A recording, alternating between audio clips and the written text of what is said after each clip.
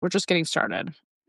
Welcome to the Inner Room with Out of My Damn Mind. This is the space where walls fall away, where stories don't just get told, they land. Messy, real, and alive. Here, writers open the door to what drives them, what haunts them, and what keeps them going. Every voice has its own rhythm, its own scars, its own sparks, and together we trace the threads that hold us, break us, and connect us all. With that being said, I am so excited to open the Inner Room with Kristina. Thank you so much for joining me today. Thank you for having me. Always, always. Motherhood and Jenna, thanks for joining us today. We're just getting started. Hello, hello. For everybody that's new here, including Kristina, what we do here is I come up with 20 curated questions for my co-host, and we just have a conversation. And it's pretty amazing. So in the month of November, a lot of my co-hosts wanted to we played a game. What's up, Daniel? We played a game and I kind of allowed them to pick different numbers and that would be the question that I gave. So I'm going to open that up because I don't know if that's something that you want to do. We can do it that way or I can just pick my questions the way that I wrote them. Hello, Kevin. I don't really have a preference. I kind of maybe would let you just kind of decide what you want to do, what you're feeling. All right, cool. I think I like always starting off with the very simple, basic question because it's important. How did you find your way to Substack? Were you searching for it or did it find you? I think it found me. It's really kind of random, I feel like. I was kind of trying to build something on I've been trying to build something online, I don't know, 2007 maybe is when I first started writing on a blog. And and before that I was doing photography, so I had photography blogs before that, and then in 2007 I started writing. Man, I don't even remember which blog it was. I've gone through so many different ones.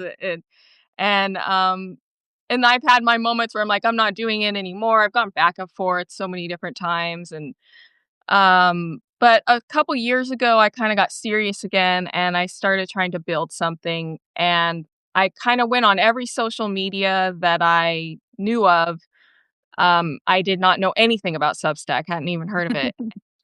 It really took off on Facebook, which I wasn't in love with Facebook, but that's where it seemed like I was getting the followers and so that's where I was, putting a lot of my attention, and I organically grew really quickly. I was really excited about it, and just posting a lot of, what seems to work there is images with little short insights, that's what they seem to love there. So I was doing a lot of that in Canva and creating, taking my writing and putting these, taking little pieces from it. And I at first it was just super exciting, and then it kind of started to feel empty because I was getting tons of likes, but comments were usually just maybe a little emoji, and maybe there were 5 people out of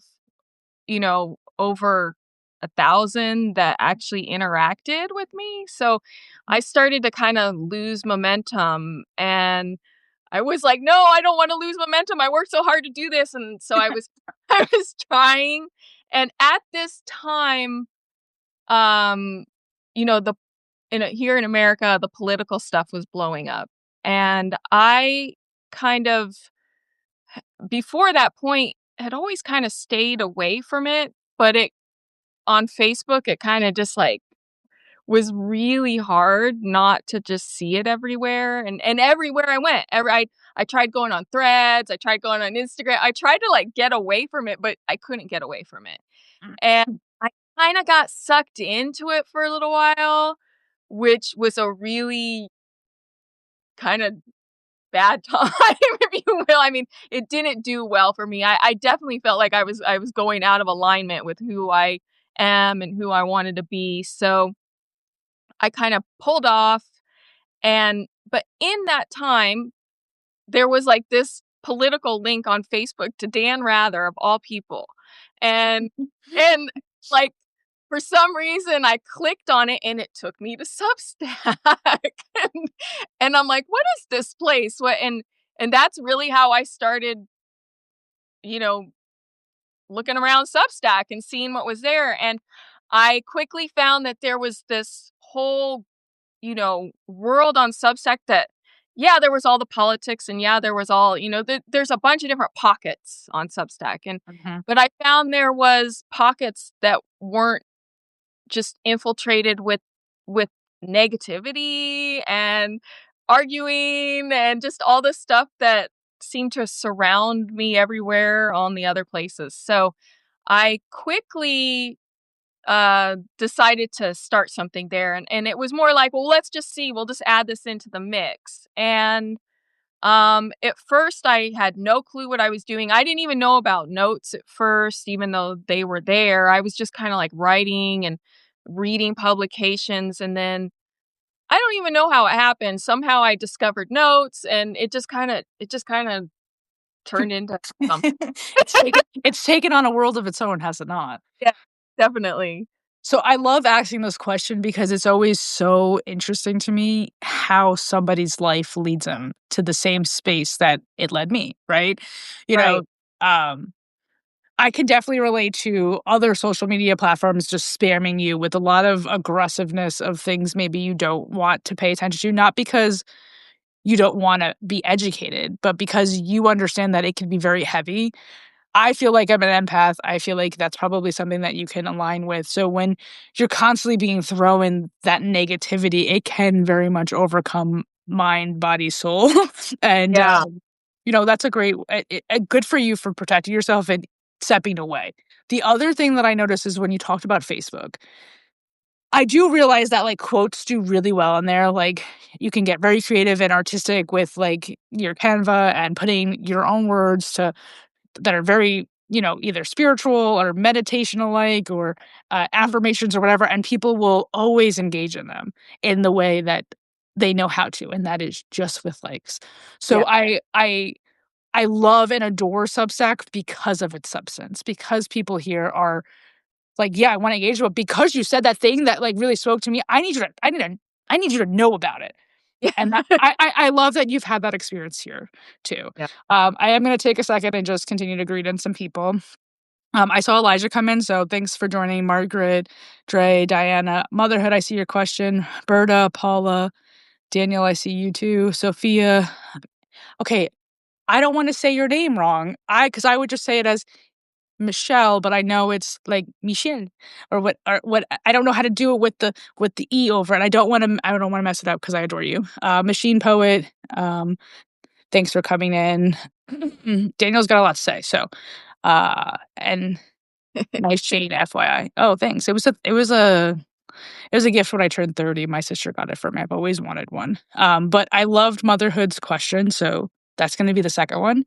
What do you write about? Well, I write about a variety of things.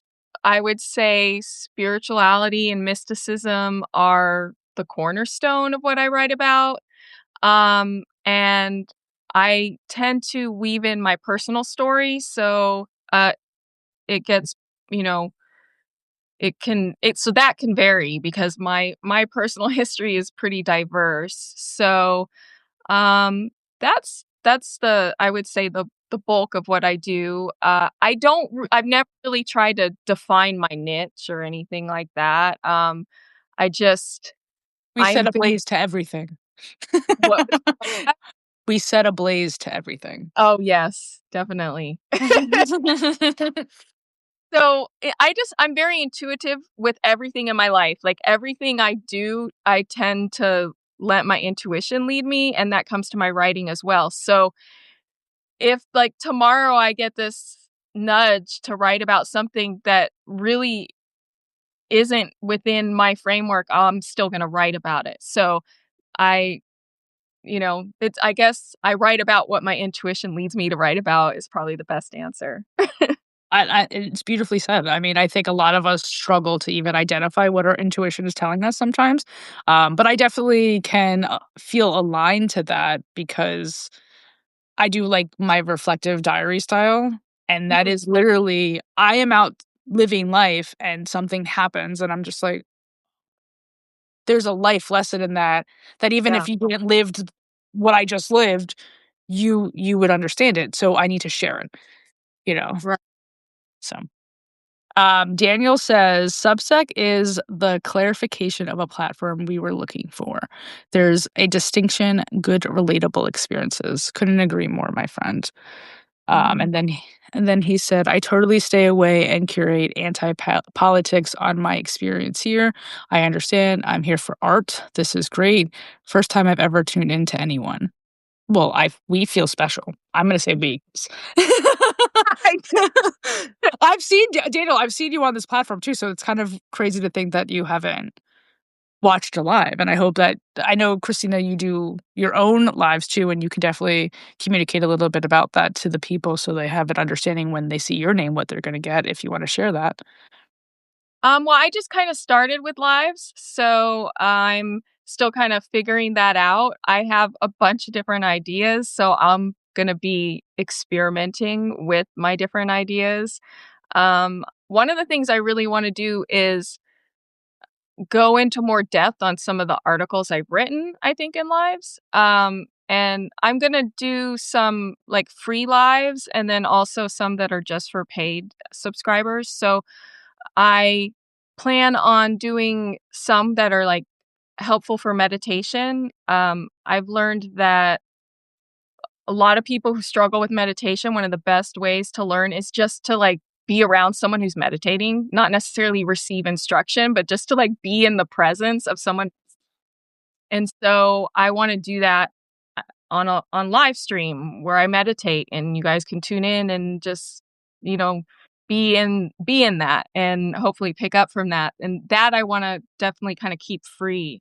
But I wanna do, like, Q&As about some of my writing and about, my journey and various things like that. And, I don't know, just kind of see what happens, I guess. Live stream's really fun, so I'm excited to see, what the direction takes. And I think that's the cool thing. So I think in 2026, everybody watch out. Christine is going to have some really cool live shows for everybody to see. Tammy, thanks for joining us. Rami says play on the way. I wasn't know if I should have play on the way, like, and then emojis. So I was like, I don't know if I'm not understanding it right. Daniel says, I'm learning. I love your writing on books, and I'm glad Christina is sharing her experience. Thank you. I'm glad she is too. Well, you made a comment about mystic, right? So my next question kind of plays into that. When did you first start thinking of yourself as a playful mystic? Um, I think I've always thought of myself as a mystic, but not necessarily a playful mystic. Mm. I was thinking of myself as a mystic before I really knew what a mystic was, but I still thought of myself in that way. Because to me, a mystic is somebody who has direct experience with the spirit. And a lot of people on, like, a spiritual journey, a lot of it can be in their head. Like, I was kind of shocked when I came back online, like, years ago, I would try and talk about things, and it seemed like online, like, nobody knew what I was saying. I would I would try and share some things that had happened to me, and it just seemed like no one, like, "What is that? What are you talking about?" So, recently, in the last 5 years, I come online, and it seems like everybody's talking about those things, and I was like, "Wow, what happened to the world when I wasn't online?" Like, everybody got enlightened. Everybody knows what's going because everybody was talking about these things, and I quickly found out that really that wasn't the case. Everybody had learned about these things. It was like it had it had somehow gotten into everybody's mind about, meditation, enlightenment, awakening. But most of the people I talked they hadn't had the experience. They had heard about the experience, read about the experience, tried to get the experience through, steps that someone told them they could that through, and it was a lot about trying to achieve this thing that they thought it was, whatever like trying to achieve enlightenment or trying to achieve Zen or awakening or something of that nature. And I was like, oh, okay, so and these people are saying this isn't enlightenment. You're not enlightened. They're not enlightened. Like everybody's like saying, declaring these things, yet it didn't seem like anybody actually had had these real These things. experiences. Like every I like I feel fortunate that I started having mystical experiences when I was as young as I can remember, around 2 or 3. I mean, obviously, I'm not exactly sure what age I was because I was so young, but I can from my memories, I can kind of, you know, figure out that that was the age range. And so I started having these experiences when I was really young. It made me think I was crazy as I got older, so I had to deal with that, but I still was having these experiences. And it so I've never, like, not believed in the mm, spirit or spiritual things because I was experiencing these things. So I always thought of myself as a mystic, somebody who has direct experience. When I was younger, I always used the word God because that was the only, word I'd ever heard in my world to describe the spiritual nature. And so I always thought of myself that way. And it's always kind of, put I don't know if the word is set me apart, but it has in a sense because everywhere I've gone, it's always been hard to find other people that know what I'm talking about. I feel like Substack has been such you know, a breath of fresh air for me because I've actually found people who aren't just like, talking about things they've heard about. And so that's been great to be able to like find other people who have really, had experiences and are open, not just trying to I don't know, it just seems like a lot of people are trying to conform to something they've heard about and like it's like almost like this prize they're trying to reach or the status that they're trying to reach, which kind of defeats the whole purpose. Um, so yeah, I've thought of myself as a mystic for quite a long time. The playful part uh came in, I would say after one of my awakenings that was probably the most dramatic one I had, and that was in 2011. And that was really when I was able to take off the religious chains because I had been involved in evangelical Christianity for a long time. And after I, got all that off of me, I realized how playful, you know, the spirit is. It's not like so serious. I had a tendency to make it serious and try and like it can feel serious, especially when you have an experience. Like it can feel like, oh my gosh, this is, the reverence can come in and there's things that can make it seem like it's very serious. But in the end, it's all just play. And so that's what I've realized. well, I feel like Daniel is having a heart attack in our comments because he apparently is very aligned to your experiences. So, real quick, he says, "What? I felt like a mystic myself, same experience. Whoa, no coincidences." And then he said, "You're correct about like the people who were talking about these awakenings, but never actually really have experienced them. And they're just like, giving their 2 cents to this stuff." I think that's what he was saying you're correct about. Um, he says, "I can remember too," and I kind of, like, am a little jealous of you guys because I have a really hard time remembering anything in my childhood, so to have, like, like, like, gut feeling of knowing, like, "No, I know I was young, and it could have been 2 or maybe 3." I'm like, "Bro, I don't know anything under 16. I have no idea what you're talking about." My Um dad doesn't have like he gets jealous of all the stuff I remember because I mean, it because it is kind of like I don't like it is holy in the fact that if you can remember that much of your life, because it does allow you access to things, right? Because now you're becoming even more self-aware because you can remember situations, things, stuff, and put and connect the dots and see the lines and be like tracing everything. So when Yeah. you have such a hard time to remember certain things, it's harder to get to that point of your own self-discovery of, oh, that's why I am the way that I am. That makes Uh, sense now, you know? It kinda keeps you from being able to do that. Daniel I said Oh, go go ahead. ahead.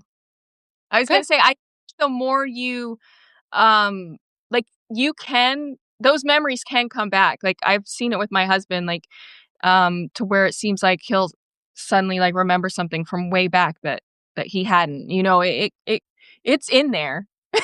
Oh, no, trust me, I know that because, like, again, it could be a very I'll just take for an example of my day today. I went down to the Bronx, and I'm from the Bronx, but I don't travel to the Bronx often now that I'm, like, 20 minutes north of it. But I wanted to go to a thrift store that I hadn't been, in at least 12 to 13 years, right? So Okay. it's been a while. So I'm in this neighborhood and I look at this dealership and I get like transported back to like a 20-something-year-old version of me. And no, this isn't a kid thing, but I know that like all of a sudden it triggered because I saw something or I smelled something. It Right. triggered a moment for me that's like, I lived this. I've been there. So it took me back to like a version of me that was very confident that walked into a dealership and was like, I'm getting this car. And, like, by the end of the night, I had the car, you know? And I was like and I kinda, like, laughed in my by myself in my current car, like, "What happened to her?" Like, oh, life happened, things happened, events happened, and, like, she was probably told several times, like, "Hey, that's a lot, like, take it down a notch," or whatever the case might be. So, but those are things, like, when I smell something or I see something or, there are moments where I get kind of transported back. Onyx is doing the most right now. I just want everybody to know this dog is like, "Mom, what are you doing? Why are you not playing with me? What's happening? How can I sit next to you? Why do you have my pillow?" Like, I wanted to take this because it's a Leo pillow. It's like an I see that.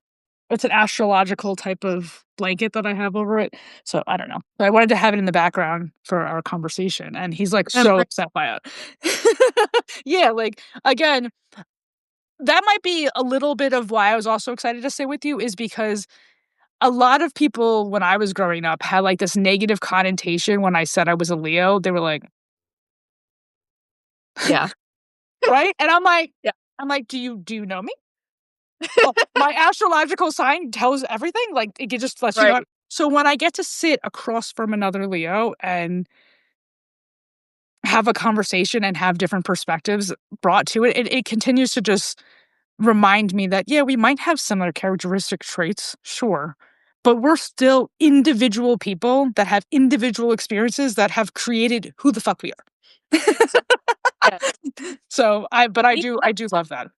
being a Leo, I and you're at as it's just astrology is just another way to understand yourself. It's not the end all, the be all, or anything, just like personality types, just like all these things are just helpful for us, but they don't define us. They don't make us who we are. And, I'm a lot. I Years ago, I worked at a deli, and for some reason, I was surrounded by Leos. My boss was a Leo, and like four other people I worked with were Leos. Our birthdays were all like super close. And it's kind of funny. I did not get along with my boss at all. Like, she was kind of embodied a lot of the worst traits, like, of a Leo. But It mirrored the things that people would talk shit about us about. And Like, and hon I learned so much from her about myself because I have those tendencies, all of those things. I and so it was actually really good for me to see her and see how other people related to her and how she related to other people. But one of the other people I worked with is probably been one of the best friends I've ever had. Like, I in my life, I very rarely come across people that I feel I'm on the same page with. And I felt so aligned with her. It was amazing to me to, like, have that experience. So, it varies a lot. It's just one aspect of who we are. So, Well, very well said. And of course, I'm like over here, like, yeah, me too, me too. Because I've also felt like I've always been ahead of my time. So when you were talking about you went away and then all of a sudden you came back and like mystic is all of a sudden a thing, spirituality just threw up on everybody. yeah, It's like, yeah, I did. I was talking about that 5 years ago and everybody looked at me like I was fucking crazy. Like that that's was my story. That is my but that very much feels like my story. I'm like, yo, I feel like every time I talk to somebody, they look at me like, what earth did you come from? And I'm like, this one, I'm just apparently on a different plane than you guys. I don't know. Like it's so it's very validating and comforting to hear that your experiences have been that way. Plus, again, I knew that this conversation would have a lot of, yeah, me too. Yeah, me too. But apparently we've already gotten like a half an hour in. I've asked you 2 questions and I want to get a little bit to your recent post. So motherhood at Axe, but in December, I had pulled it's only the 9th, so the 2 that you had wrote was The Great Paradox of I Am Part 1 and 2, and I kinda, like, wanna lean into some of that energy because that's a style of writing that you do. yeah. Um, so when you say "I am" isn't the ego, how do you personally come to feel that? Not just understand it intellectually? So, most of us, when we're just going throughout our daily lives, we say, "I am this, I am that, I am," it can be something like I am hungry. It can be I'm depressed. I'm awesome. I'm poor. I'm grateful. There's all these different things that we can say, or I'm tired. I'm sick. I'm so many, many, many times we're talking about our ego. And when I say ego, I'm not talking about like the Freud psychological ego. And this is where the conversation can get kind of confusing. When I'm talking about the ego, I mean Christina Ray. Mm, So the ego is who I am in this physical reality. It's this body, this person who, I'm my mother's and father's daughter, I'm somebody's wife, I might work at this place. I this is my personality, this is how people know me, all those things. That's the ego I'm talking about. Christina Ray. This and I like the term avatar, um, that this is like an avatar. If you've ever seen the movie Avatar or watched the animated Avatar: The Last Airbender, both of them have good examples of what I mean. Basically, it's this, you know, persona that I am using to navigate this world. And when I say I am, there, I mean the I am. So I think at our core, we are all I am, or source, consciousness, God, which I know kind of freaks some people out. Um, but we are all this thing that is formless, nameless. We Those names I just called it aren't really its name. There is no real name for it. We just come up with names to so we can talk about it with each other. Um so that's what we all are.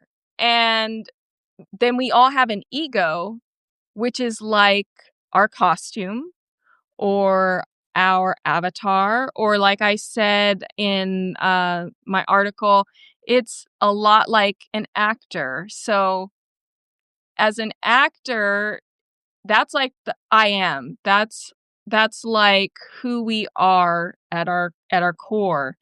But then an actor takes on a role and they play that role just like we come into this world and we take on this role. I'm taking on this role as Christina Ray. And that is my role and I feel it like it's real.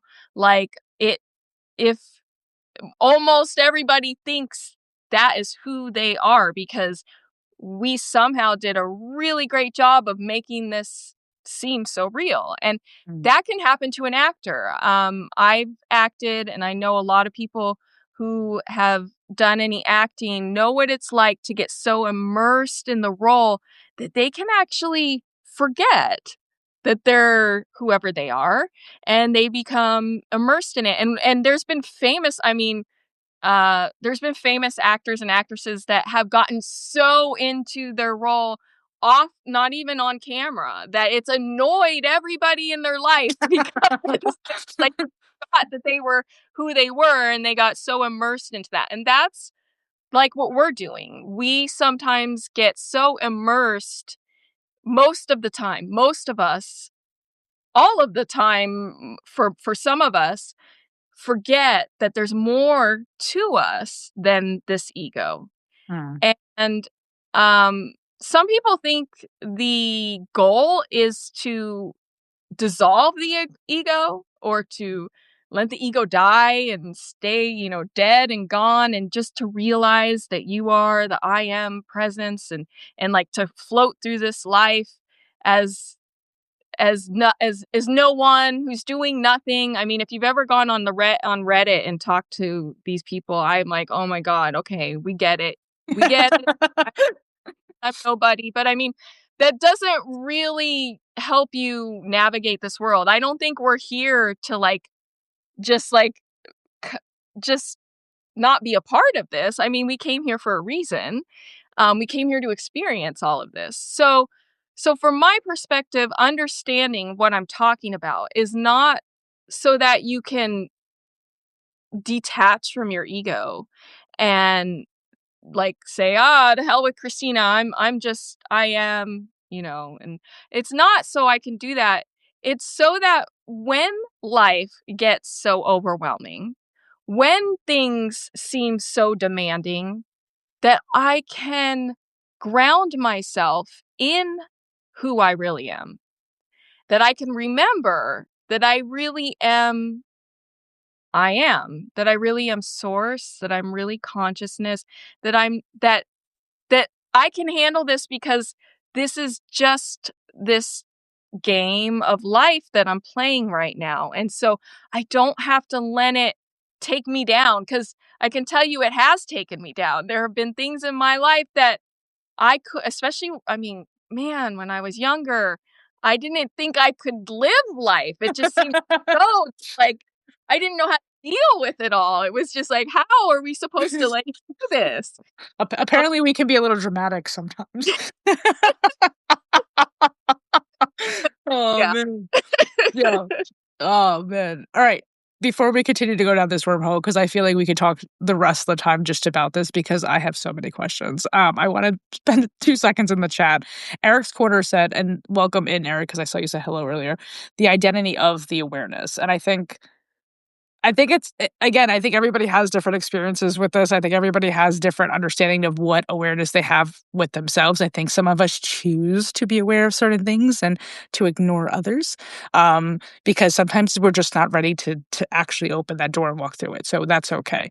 Um, Daniel says a lot of big words that I can't say, so I'm not gonna say a lot of those things. But it says universe don't inhabit space, space inhabits universes.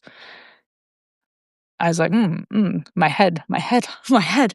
Yeah. Let's get unstuck. Thanks for joining. She writes, I knew a guy, an actor who could not get out of his roles. It's wild. And I was like, yeah, I could totally see that. I could totally see that. I could totally see like a Johnny Depp, like being his role the 24/7 of his life until that movie is done or whatever that's done. And then having a hard time, switching to a new whatever that is. But, um, Daniel says, Dr. Cornell West taxi cab interview. You're right, live. All right. Now that I'm caught up a little bit, you said so much there that this is the difference between, for me, like I float mostly Substack. Like I'm mostly on Substack.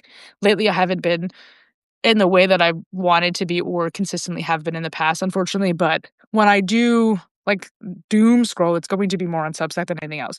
But sometimes I do find myself on Instagram, and I do follow a lot of people that speak about spirituality, about affirmations, about, killing of the egos and other different things. And everybody has like, again, like their opinion about it. That's what I feel like. Right. And I can just remember being a kid and thinking for the longest time that we were all just one big dollhouse and that there was something else controlling us all. And like, anytime that I said that out loud, people looked at me like I was fucking crazy. And I was like, oh, maybe I should. So then when you refer to like video games and stimulation, like that's in your post, I'm like, right, exactly. The Sims, like everybody, like what is the difference? What is the difference from life, from our actual life to that PC game? I created those things because we're just naturally recreating what we know. It's like a way, and it's a way for us, it's a mirror to us to kind of go, hey, this is what you're doing and for real. You're really, this is what is really happening. And Right. when it's funny you say that about the dollhouse, one of my first memories is when I was about 3 years old. I was reading a book, and Of okay, course you were. no, until I was 5. So let me clarify. I was looking at the pictures and making up a story to go along with the pictures. Okay, that So, makes sense for a so, 3-year-old, yes. and honestly, that's probably a better metaphor for just reading a book to what I was thinking, because as I was looking at the pictures and making up this story, I thought to myself, is that what God is doing with us? And I wondered if maybe I was alive because God was reading a book about me, or looking at what I was doing and making up a story about me. Mm.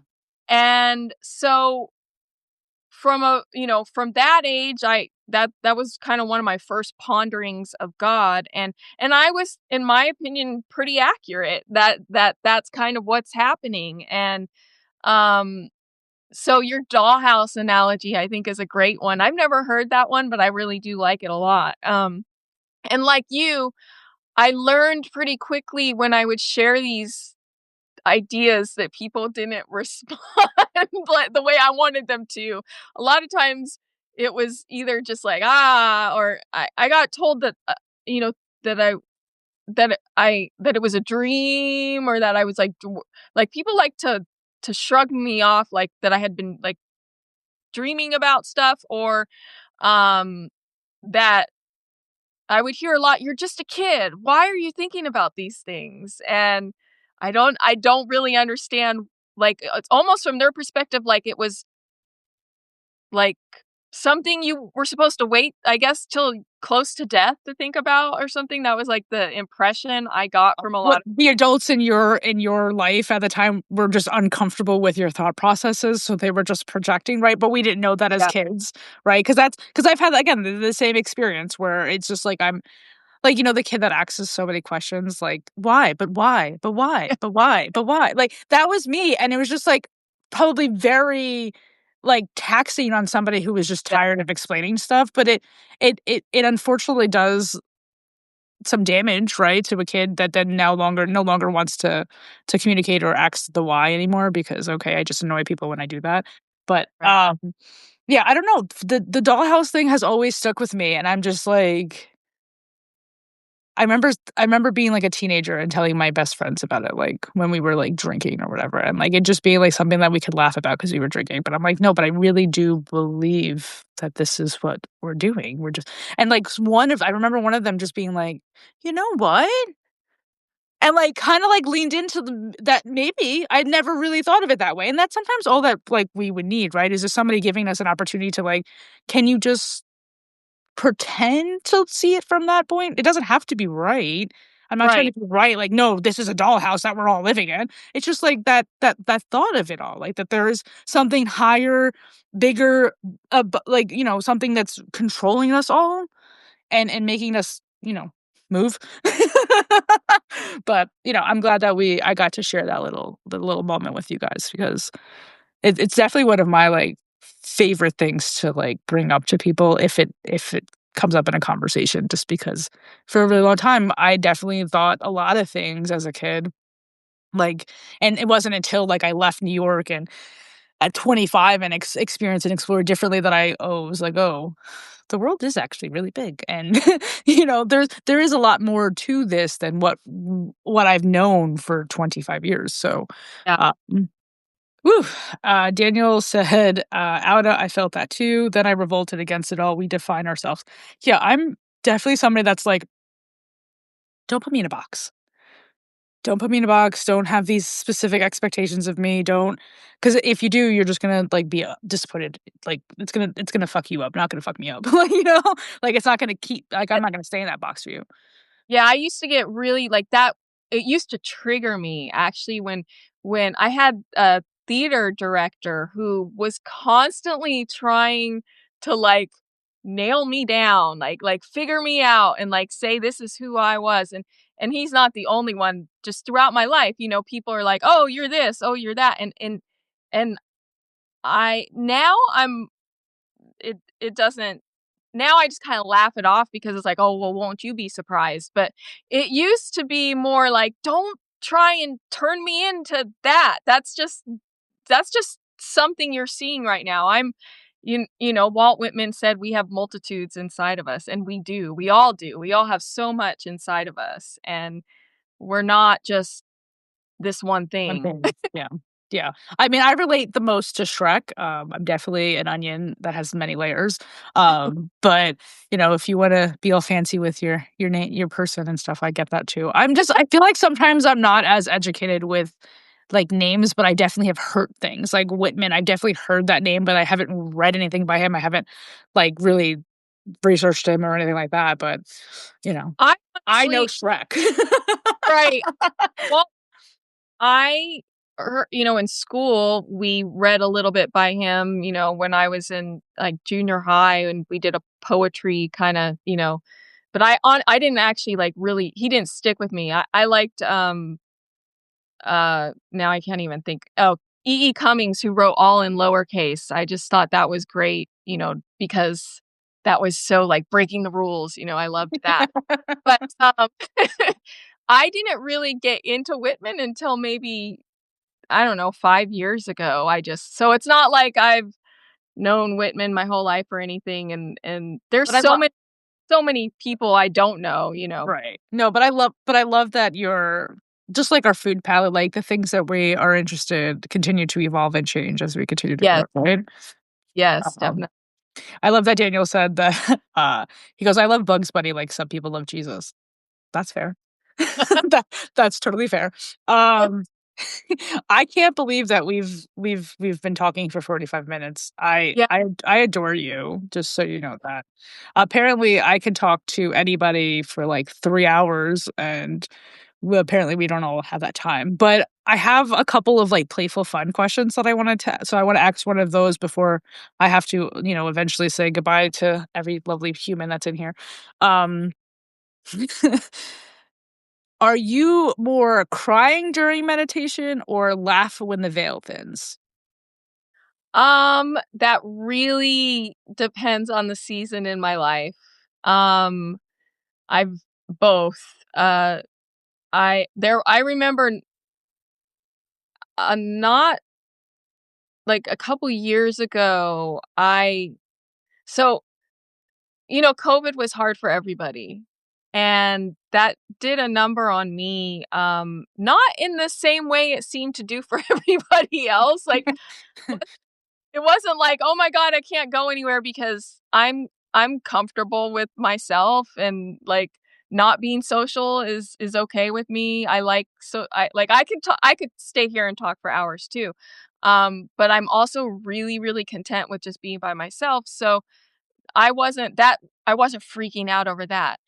But I did have some during that time it's become common to say healing isn't linear, and it isn't. And I things came back up during that time when I was just with, I mean, like I had my husband and my son around, but for That's different. They're always there, right? But for the most part, I was, dealing with things and I started coming under a lot of guilt, which I had thought I had dealt with. And so a lot of guilt and shame came back up, and I don't know, I really leaned into it. I'd like to say I'll never do that again, and I learned my lesson. It feels like I have right now, but for some reason, I don't know, I just really started to believe a lot of these things that I had thought that I had worked through. And so when that happened, I got really sick and I started developing physical issues and I started getting scared, which is not like these are all things I thought I had worked through.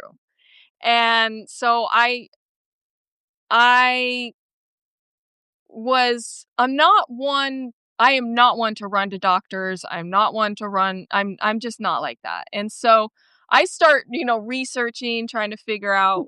That's not good either, but And so I started doing a lot of, I was taking Chinese medicine. I was taking, just different things and all of these things were helping me keep the symptoms, like help with these symptoms and but was I was having issues. I mean, I just was and it was causing a lot of it was causing a lot of doubt in what I believed in a sense because I was like, how come I can't overcome this? Why, what's going on? I knew that there was something more spiritual that was causing this. And it just coincided that once I started feeling really guilty, it popped up. So I was suspicious that that had a lot to do with it.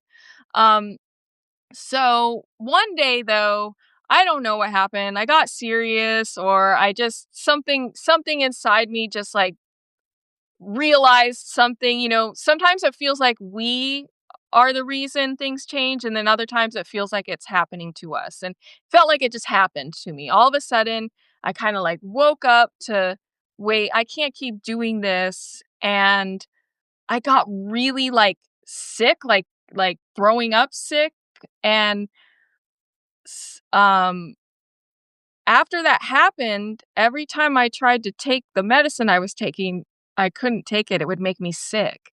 And so I had to stop taking it because of that. And in that time, I the symptoms went away. So it was really, like eye-opening for me, like, "Oh, okay, this is happening," and at the same time, because it was all so, like, obvious something spiritual was going on, I really leaned into meditation, like, I mean, I've been meditating since 2010, so it's not like it was brand new to me, but when all this was going on, I had kinda I was having issues, and so I wasn't, like, practicing it regularly, and I kind of hit it full force again. And what happened was every time I would meditate, I would start crying, like every single time. I mean, and I remember my husband coming back a couple times to like, and I'd be like, "Oh, I'm just meditating again," and he was like, "Oh, okay." Like, he was like, he was like wondering, like, "What's wrong with you?" And I'm like, "I'm just meditating. It's okay," you know. But I was like purging a lot of this guilt, and then after I would cry and then a lot of times I would feel this, levity, and then I would like laugh, and I'd start laughing at it all, and so I had this experience where I was kind of doing both. And so yeah, it really depends on the season in my life. Right now, um it varies. It really just varies. Actually, right now when I meditate, a lot of times what ends up happening is I start channeling. I start getting all this insight that I need to write down, which that's kind of what started my awakening back in 2011. So who knows what's going to happen now? it's just interesting that you talk about this because I had hopped onto a Substack Live that I wanna say her name right, Mayim, the woman that was in The Big Bang Theory that's actually a neuroscientist in real Oh, life. yes, yes. She's here on Substack. Sometimes she does free lives. They're like half an hour, and she was talking with Jonathan about, a guest that they had, and she had said that people that, like, certain like, your chakras, if they're out like, if they're out of line or if there's not balance or whatever, they actually you'll get sick, like, there'll be things, like, physically, like so she's like, That's "A lot of people that have thyroid problems have issues speaking." that was my issue that I was just talking about, that I was having issues with, was my thyroid. That was what was going on with me, and through meditation, I, like, really started I went through whole chakra healing, situation, like, so intense. So, but it blew my mind because several years ago, I was diagnosed with hypothyroidism, and I was, like, given medication, and then my whole like, I was still taking my Xanax, and I was taking they had given I was on, like, so many meds that I was, like, at a point in Florida, I was like, done. So I stopped taking all of my meds but my Xanax because that was my baby. Um, because I felt like I was going crazy, like all the mixtures of these medications and stuff. So I was Right, just like, nope, I trust this little bottle because I'm trained to trust it and it's been with me forever. Whatever. That's neither here nor there. Fast forward till I came back here in New York, and one day I was feeling like vertigo kind of symptoms, but I was never diagnosed with vertigo, but it was like I was very off balance and I kept getting sick and stuff. And my ex at the time brought me to a urgent care who, took my blood pressure, and it was, like, low. So because she didn't really have the equipment at an urgent care, she sent me to the ER for, like, low heart rate, and I was like, "What's going on?" Come to find out, because I stopped taking my thyroid medication, it started to negatively affect my heart. okay. So the ER doctor was like, "Here, just take your thyroid meds again and whatever." So it was just like this hypothyroidism has been like plaguing me. And like watching that Substack live, I was like, wait, is it really because I have like could be like that I'm not using my voice? Like, could it really be something more spiritual in that type of way? And if I actually start aligning more to my own truth, not that it's gonna cure because now I have it, like it is what it is, but maybe it won't overcome my whole life the way that it has because I have to take this medication because now I'm not trying to risk my heart, like, that's a whole different organ that I don't wanna fuck up, right? Right, So but maybe it isn't gonna be as intensified or as bad, or maybe it'll just miraculously start working better because of the meds or whatever the case might be, and so it's been a really, like, eye-opening experience for me to, like, start noticing that the inner stuff, the spiritual stuff, the more aligned stuff within my own belief system, if that is out of whack, it will start formulating physical things. yes. And you just coming on here and confirming that just made me again validation. So, I wanna say about the medicine, and I know, like, how people feel about this. I do believe in miraculous physical healing. I know that that's crazy, but I'm just gonna say I believe in it. Not everything in my life or the people around me at this point in time have been miraculously physically healed, but I have had experiences in my own life and the people around me having such things happen. So I can't argue with my experience. I've experienced it. But I don't think the way you get a healing or achieve healing is by I'm going to stop taking this medicine to prove I have faith so that I will be healed. I don't think that's how it works. I think that's the temptation, or that's what's been like in the physical healing circles. That's what they say or teach or what. I don't think it works that way. I think I've written about the whole magic feather thing and the placebo effect, and these things, if they're working, they're working, and um if they're going to stop working and you're going to experience healing, it will happen. You don't have to do it. It will figure out how to work, how to do it on its own, and it'll happen. Um I in my life have been hypothyroid and hyperthyroid, Wow. which is very unusual. It's not supposed to work that way. And to me, that's even more proof that it was something spiritual because to swing from extremes like that.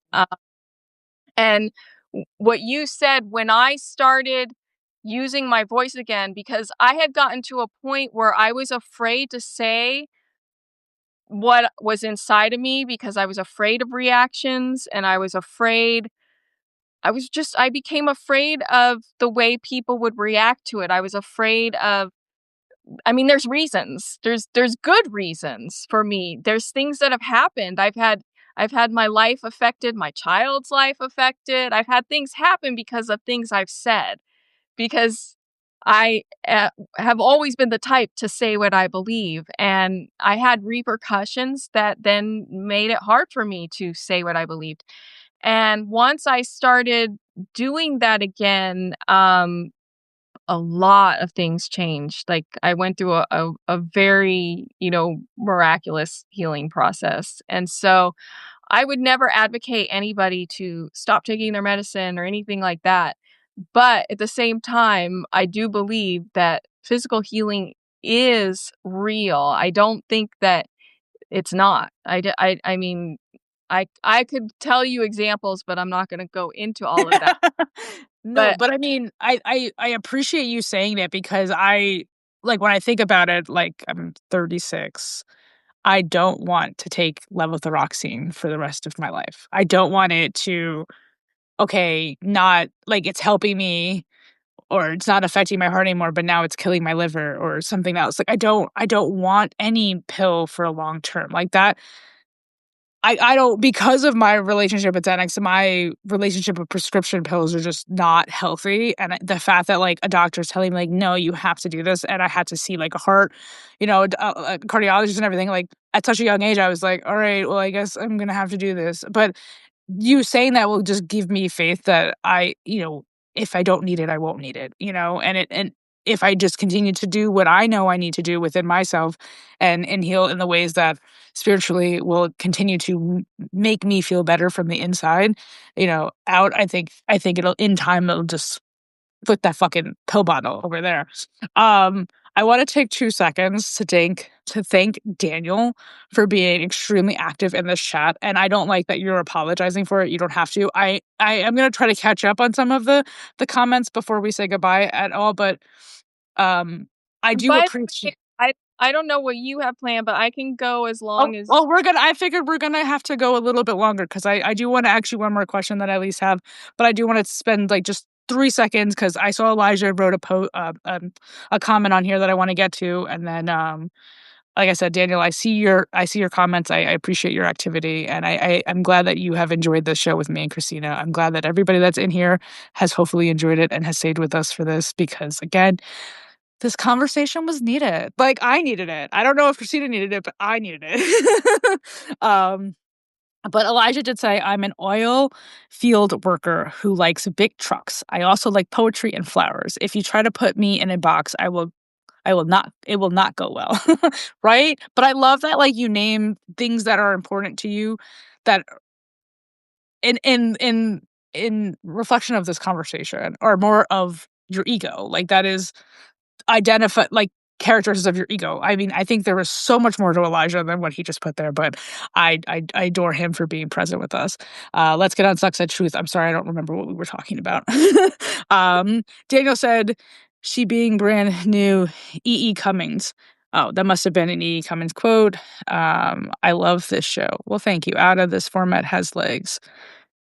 You like the interview style? I love this style. Again, my very first live, I was so nervous that we wouldn't have anything to talk about that I did this, and it was Anna Lewis, and we called it a completely different name and blah blah blah. But I did this to make because it's the first time me, like, sitting with somebody that, like, I thankfully have known Christina a little bit longer prior to this, but, like, for the most part, it's usually this is the first time me seeing this person, hearing their voice, and it's just, like, it could be very intimidating as host to kind Right. of cater to a show that I want people to actually enjoy and reflect on and talk about after it's done. Like, like, I want people to take this conversation and bring it into their real life and be like, I heard this thing and it kind of blew my mind, and, like, have these conversations outside of this space. Like, that's why I like this space, is to continue to have the weird conversations that and say the things that nobody really says. I love being able to do that here. So I'm glad that you're enjoying the format. And I obviously the questions are catered to my co-host. So Christina is just amazing. So she made it easy. Ron, thanks for joining. If you're still here, I'm a shit. You're not a shit. Forgive yourself, love yourself, just do what you can. I think that is something that I am definitely learning. And I'll be honest, like I had a moment today with my dad that I was just like, I didn't sign up for this life. Like I know that I am supposed to be doing something like I'm supposed to be doing something more than what I feel like I my everyday life feels like right now. And it is hard to give myself grace and whatever, but I'm like, I didn't ask to be born. I don't know why my soul decided to have, this experience, but and obviously I'm working on learning the lessons here. And um it makes me actually just really angry about society and like this never ending hamster wheel where like I feel like I'm always behind something instead of where I need to be. And then of course, like I said, I follow people on Instagram, and this woman was like, here's 5 blind spots of millennials. And like the way that she named things, I was like, oh, wait. That means that there's a whole fucking generation that feels like me. So I'm going to start saying the things. I'm going to start having the conversations. I'm going to start naming the ridiculousness of society that we live in and this trained mindset that we've all had for a really long time. Like we had talked about games, and I remember as a kid playing the game of life. And I remember living that out in my real life and being like, did I win yet? Right? Like you go to Yeah. school, Right. you go to college, you get a job, you meet a person, you get married, you buy a house, you have a kid. It's like, okay, is that did I win? And I Right. was like, I didn't have the kid, right? But I got engaged, I bought the house, and I was the most miserable I've probably ever been in my life, following the rules of life, right? Like that was the Yeah. game. That was we spin the wheel, and that's where I'm supposed to be going. I'm supposed to be riding off in the sunset with my honey bunny and my kids in the back, right? And everything's supposed to be great. I was sold a dream that isn't real anymore, right? Mhm.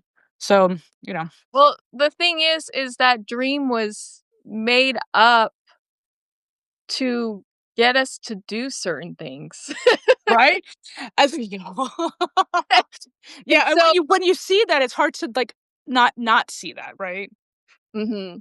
Well, I mean, I kinda had a similar experience to what you're saying, and I kinda realized it years ago. I had everything, but I didn't have anything is what it felt like, and, um, I started realizing a lot of things, and one of the things was I didn't even, I was, mad at myself because I have in a lot of ways, I've never been a sheep. I've bucked the system. I've not been a conformist, but then in other ways, it was like I never took the time to ask myself if I wanted these things. And so I got to this place and it was like, I did I even want this? Did I want this?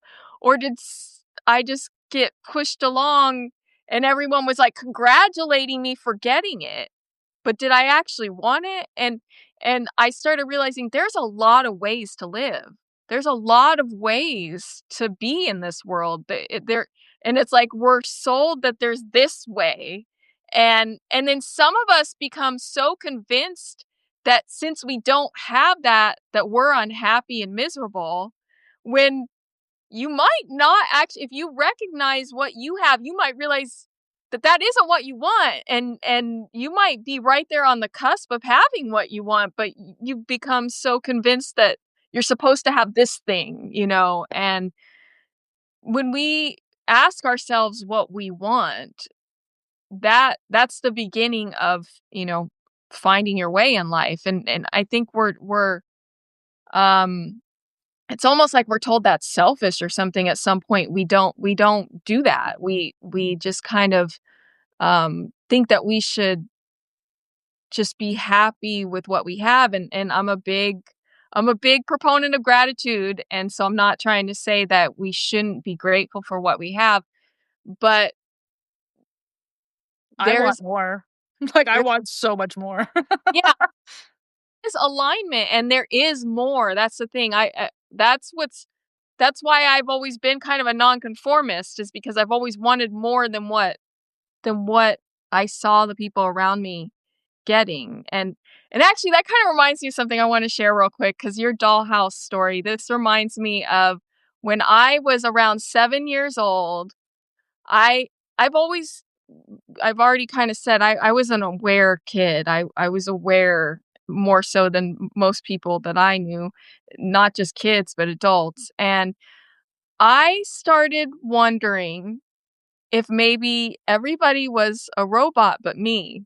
Like, I started wondering if I was the only person that had a brain. Like, maybe everybody around me was like, or that they were on some sort of script, and I was on without the script, because it felt like I would think about things that nobody else, everyone was just like, "Why are you thinking about that? Just do this, aren't you? Just, wake up, go to school, go to work, cook your food, eat your food, watch some TV, go to bed." It just, and I at an early age started to like almost try and get people off script by like saying things to them, to see if I could get them to not be a robot. And it didn't, honestly, it was hard. Most people just like it. So for a long time, for years, I wondered if we, I would think about it in different ways, but I wondered if there were other people that actually, now I would use the terms aware, conscious, but back then I was like, are there other people that have brains in their head? Mm, still And debatable. Still debatable. I'm just kidding. but We love all humans. but I think that's it's valid though, in a sense, because so many of us get pushed along by what society, our family, our, and who knows, some of it might come from, just things we learn really early in life that we don't even remember. It's hard to say what's doing it, but it seems like most people are getting pushed along, and they're not really taking the time to think about their life, to think about much of anything at all, and the whole bit. I'm glad to see people questioning the whole busy, being productive, because that is a huge, distraction from actually looking at yourself and looking at life and figuring out what you want in life. And it might be hard to stop and be still and whatever you want to call it. You don't have to meditate and do the whole structured thing, but just to find stillness within yourself and listen to those thoughts that are in your head. A lot of times people think meditation is like, don't, get them out. I want to meditate so I don't hear my thoughts. You're never going to get to where you're trying to get if you don't actually hear what you're thinking. You got to do that part too. You got to like become aware of what's all going on in there. Mm, And that's the hardest thing to do, honestly, is to be with yourself and face what's going on in there. couldn't So, agree more. Berta had a comment that just made me laugh. It says, "I have a feeling that this could be a much longer chat." What gave that away, Berta? Obviously, obviously. It's funny that Bathroom Guy, thanks for joining. It's funny that again, you say like about robots and brain stuff, and it's just like I don't remember how old I was necessarily. I was a lot, like I said, older in life, but to come to this realization that like the way that I think, like the way that I process information, the way that I actually think, is not how other people think. Like it took me a really, really, really long time to understand my own individuality with like and like I feel like sometimes we don't even talk about how we all have voices in our head. Like people don't even talk about that. So you're talking about meditation and like listening to the thoughts, and it's just like 24/7, 7 days a week, 365 days a year. There are thoughts in your head. yeah. And the fact that nobody before me in generations were talking about that made me feel like I'm again out of my damn mind because I have things in my head, right? So like again, having these conversations that seem kind of like what? Why? What? But like literally nobody was talking about the fact that yes, it's completely normal Yeah. to have thoughts in your head.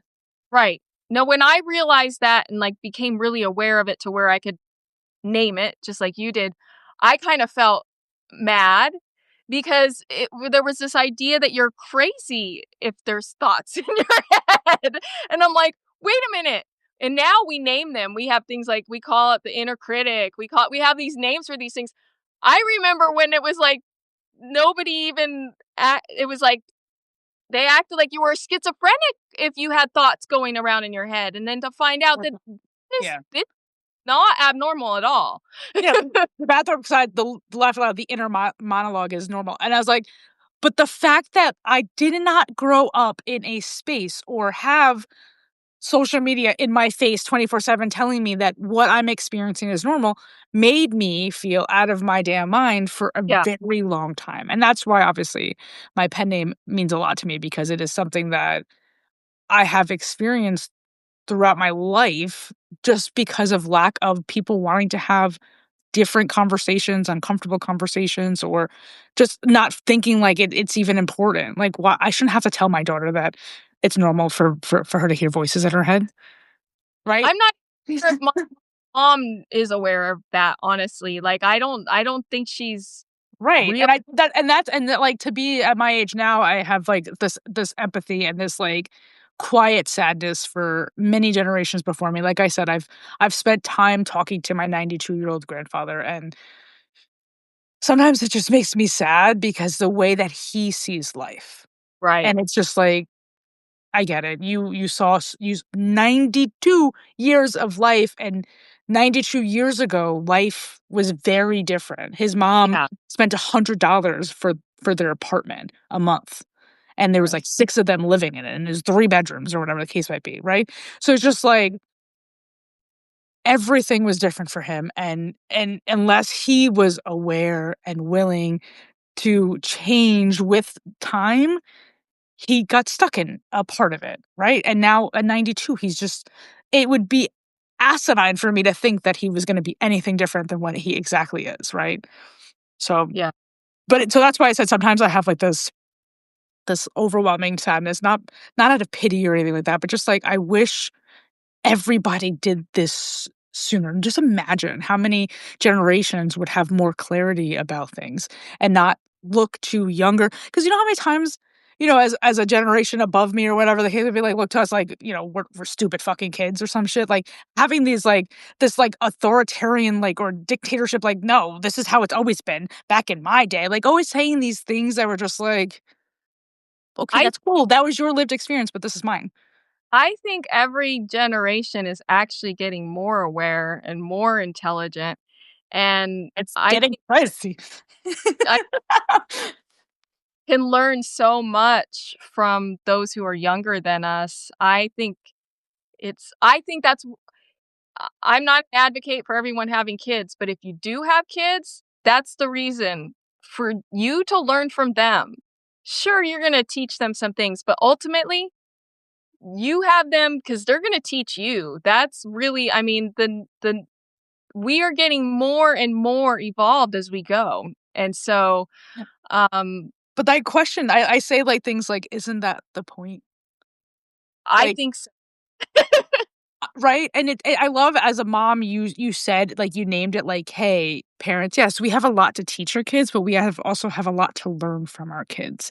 And I talk about this one dog trainer for the last 5 years that I have followed and has been a quintessential part of my life and inspirational, and I have never met her in real life, but I feel like she's my one of my best friends, right? I just get to because of platforms like this that I get to have conversations with people that I wouldn't normally get to. But she had recently posted her um she has a horse and her daughter has a horse, and her daughter does barrel racing and other really intense sports with horses that is not just polo. Like, like, as a young, like, she's gotta be 14 years old, and she's commanding respect from these huge thoroughbreds, and it's Right. beautiful to see that her mom, has like encouraged that and has done everything she could to make sure that she has what she wants because this is what she wanted to do. She wanted to be in the rodeo. Like this is her dream. Fine, cool.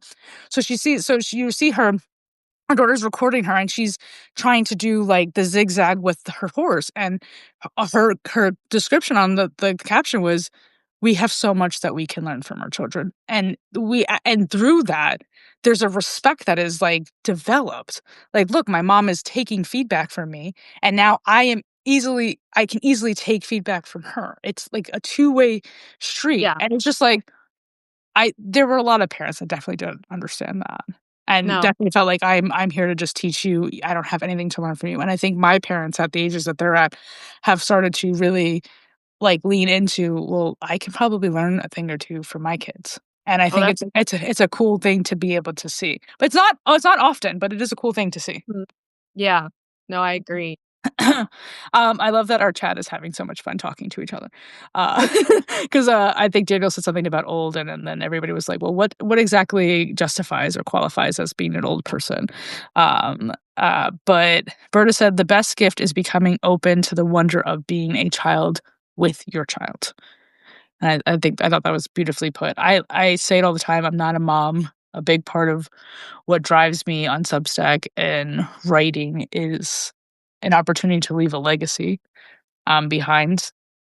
Books last forever, ebooks too. Yeah. Words last forever. So even though I don't have a child to pass on my legacy, that's why writing is so important to me, because it's like me kind of cementing myself in this world and hopefully making an impact in it. Feel the same way, even though I do have a child, I still feel that way about I, words being, and I agree. I love that. I mean, I'm not saying that people with children can also feel that, but yes. Um, Bathrobe guy is still wondering what qualifies as old. I genuinely think unless you're 90, like my grandfather, I don't think anybody is old. I think we all have a lot to continue to learn from each other. And as maybe Christina would say, age is just a number, right? Because we're all spiritual beings anyway, right? Like, we're here I for a purpose.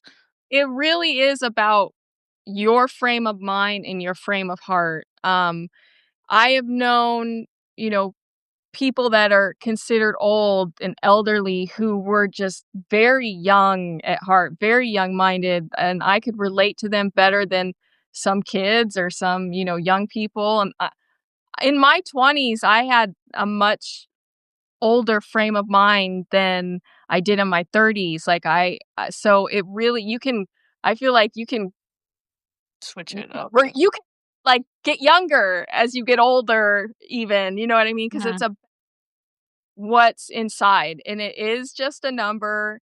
I mean, I honestly think if we didn't keep track of our age, we would all be a lot happier. I mean, I think it's kind of ridiculous. I understand why we do it in one sense, it's to The celebrate. birth of us. It's a celebration, right? Yeah, The milestone. yeah, but at the same time, in our culture, I mean, there's so many people that limit themselves because of their age. Like, when I was younger, I limited myself because I was too young. And then before you know it, you're like, you're too young. And then all of a sudden, it's like they're telling you you're too old. Too And it's like, old, when yeah. was I ever the perfect age? Where was that? It lasted for like 2 to 3 years between 22 and 25. Yeah, it I was a, felt like that was it. Because you were old enough to drunk and do everything, right? Like, you could drink and do everything. You were legal, but you weren't in your 30s yet, and you weren't close to 30 either, so. And it's right. just like, yeah, it is ridiculous. That is the nuance of our society of things. It is kind of funny. Um All right, so I have this question that I have two that I know of, but oh man, okay. If your spiritual journey was a movie, would it be a trippy indie film or an epic fantasy quest? Oh, geez. That one's hard. A combination of both? Probably I feel like that too. I mean, definitely there has been some trippy and indie film, because it's not at all like, the norm, definitely very unusual and unique. But the fantasy epicness has been there too. I think it would definitely be a combination of both for sure. I kind of like I was like when I came up with that question, I was like, oh, I already know that this is going to be a hard answer for her. But I love that I kind of nailed it though, because I do feel like your life would be a good combo of both. You know, I'm I'm I'm leaning into more fantasy. Berta says she'd be on team both too, and I kind of love that. There was another question that was pulled from your recent post. Um, I'm just trying to find it, of course, because I know that I don't know exactly word for word of what it was, but I knew the theme of it, and it's just like, where did it go? Um, do you think affirmations fail people because they're said from pain instead of power? Uh, that is probably the number one reason why they fail people. I've seen, right now it's kind of trendy to say affirmations don't work. And I disagree. They can absolutely work. But if an affirmation is causing you resistance, it's not going to it's not really going to work. So if you're saying it out of pain, um like it's almost like you're saying it and every time you're saying it another part of you is going, but that's not real. It's You're actually affirming the opposite of what you're trying to affirm. And so um the victim mentality is very prevalent, and I speak from experience. I lived in that for a very long time. And the idea that it's like there's something in us that wants other people to know, but this is my life. This is what it is. This is real. Like I can't deny it.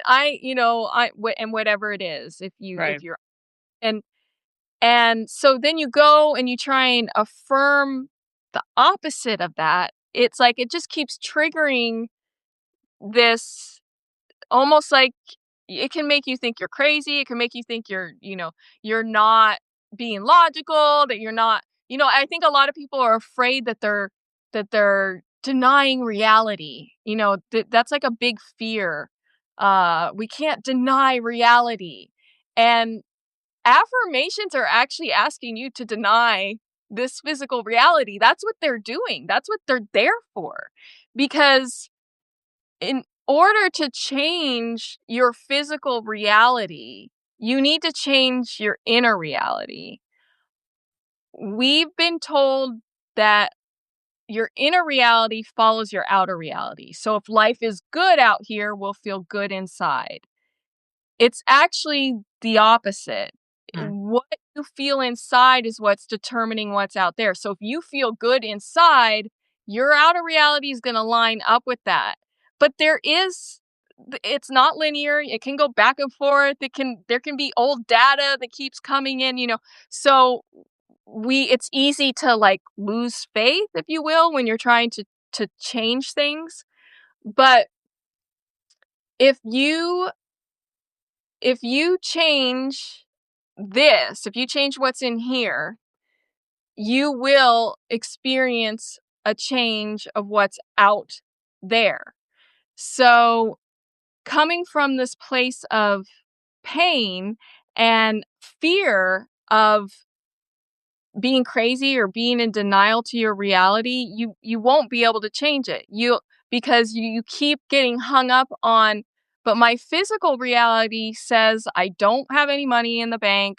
My physical reality says I have to take this medicine. My physical reality says that my kid is, gone off the deep end.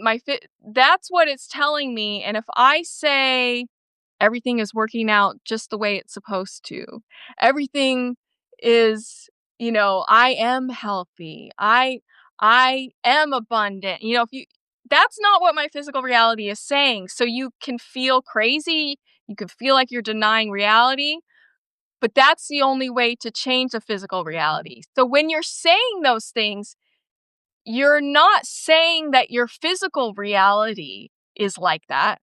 You're not saying my I am healthy in my physical reality. That's not what you're saying. You're saying I am healthy in my spirit, internally, in here, in my vision, in my feelings. And I want to say a lot of people think you have to visualize it, and then there's people that have a really hard time with that. And it's not about, some people, they see it, they see the image in their head, but it's more about feeling it.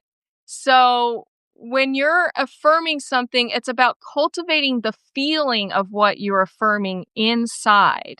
And that's what affirmations are for. They're to change what's happening inside of you, not not to it's not about what's going on out there. It's about what's going on in here. And the beautiful thing is, and a lot of us don't, we don't know we can do that until we try, but what you'll find is that if you change what's inside, if you can cultivate good feelings, even though your reality's falling apart around you, if you can cultivate good feelings inside of you, you actually already got what you wanted, because that's why you're trying to change your outer reality.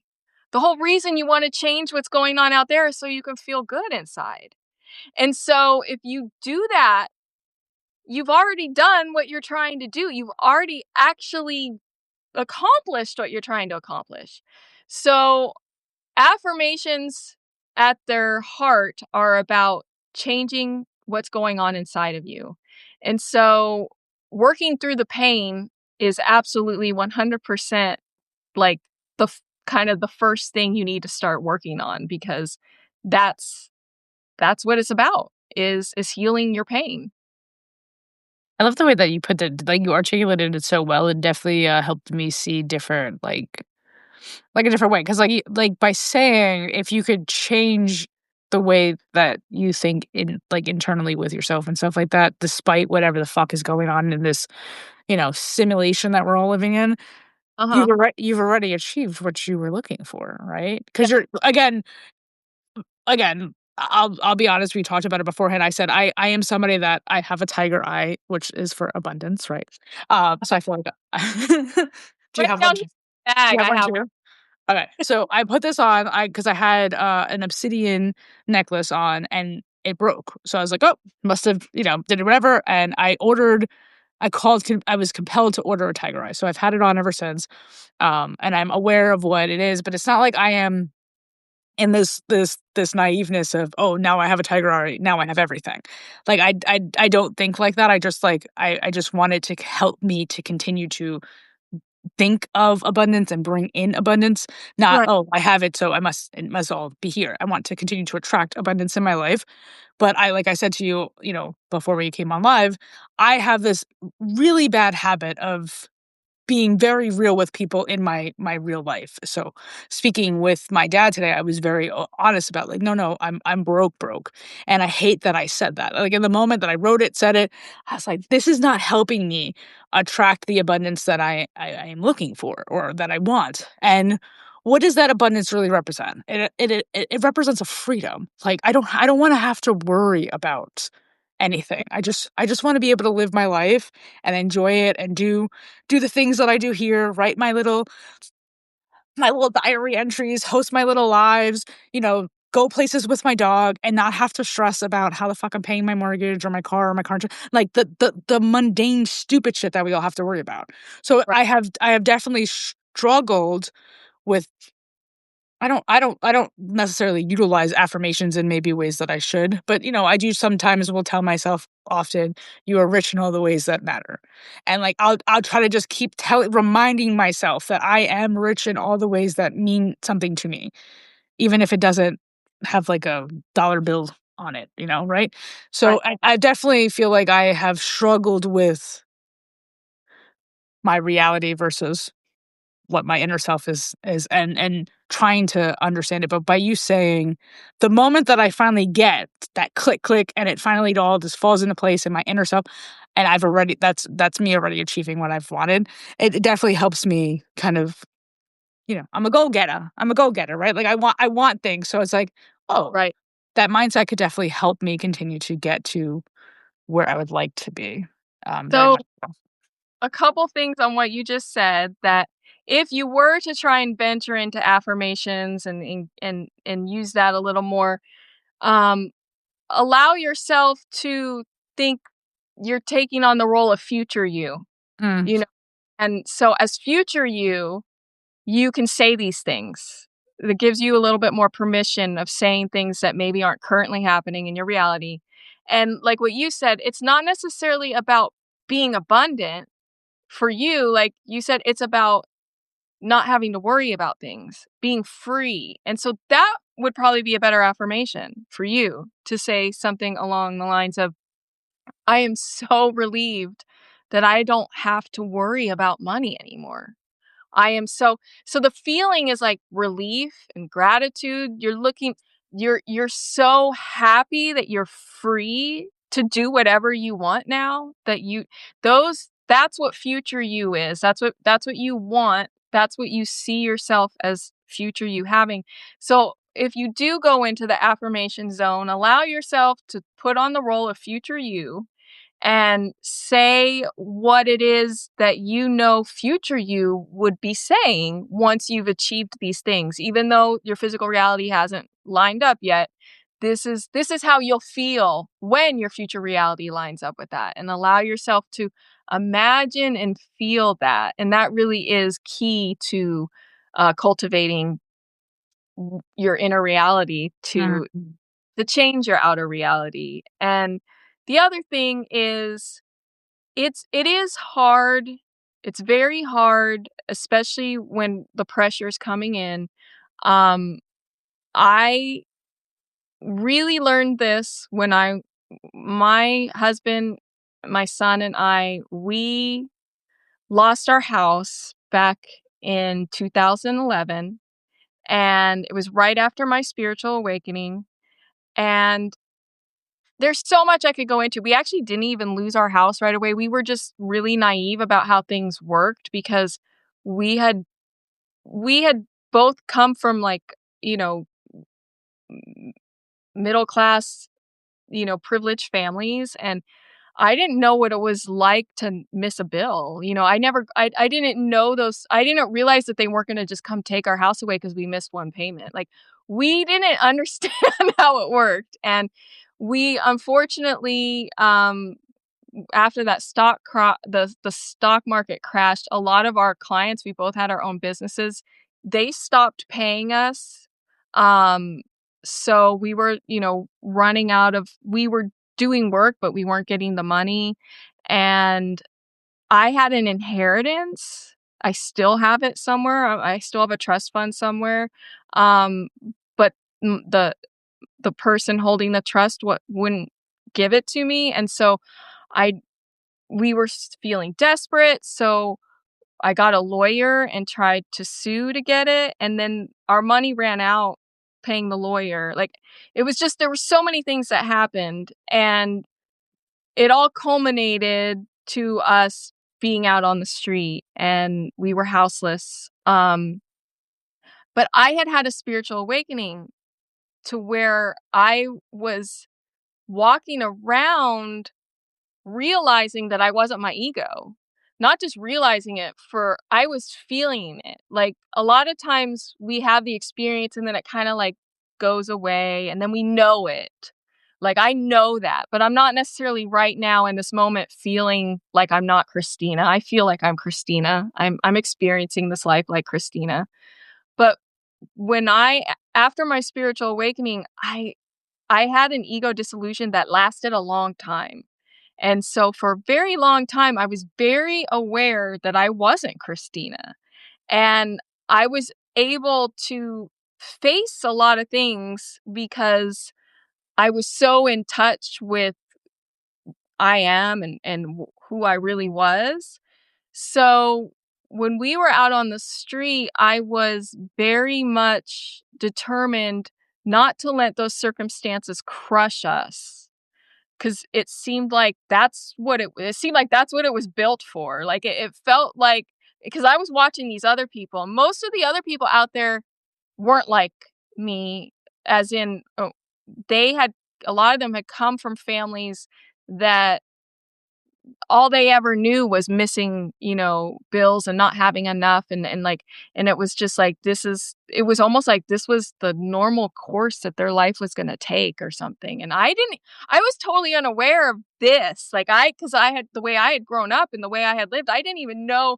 I was like, who are all these people? What's like it was just so eye-opening for me. I didn't even know about that. And so I saw like there was like this system that seemed set up to for certain people to fail, and it felt like now that I was there it was set up to make us fail. It was set up to just like push us down, to make us just feel like we weren't, like it's very dehumanizing when you're going through that and the way people treat you.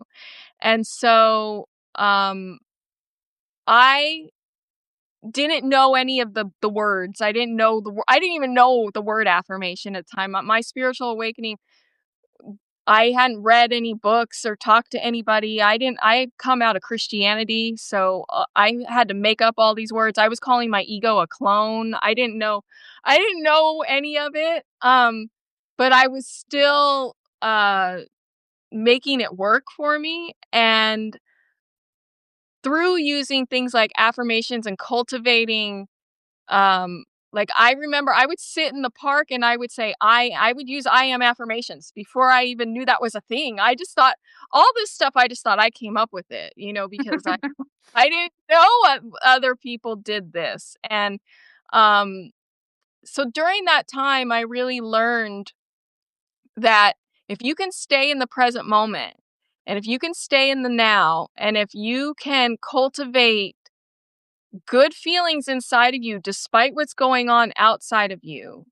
that you can change what's happening. And then there were times when I couldn't do that and I would succumb to my external reality, and then that would teach me too. That would teach me that, oh, okay, when I can't cultivate this and I do give into it, wow, everything just goes to shit.